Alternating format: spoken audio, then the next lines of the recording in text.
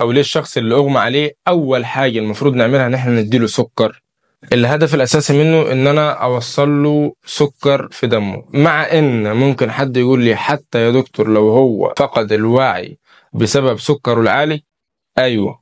ليه؟ لان الخوف ان السكر يكون واطي مش عالي، لان السكر الواطي ممكن يعمل ضرر في الدماغ بصورة شديدة جدا، والصورة دي لو حصلت للأسف ما بتتعكسش تاني، ما بترجعش لطبيعتها تاني. لو عندي شخص اغمى عليه وحد من قرايبه او حد من اللي معاه قال انه اخد جرعة الانسولين دلوقتي، ده غالبا بسبب ان السكر قل عنده فحصل له الغيبوبة، هيخش معاك في غيبوبة. ده لازم تديله سكر، لازم، بالذات لو انت عارف ان هو مثلا لسه واخد الانسولين او خد جرعة زيادة انسولين.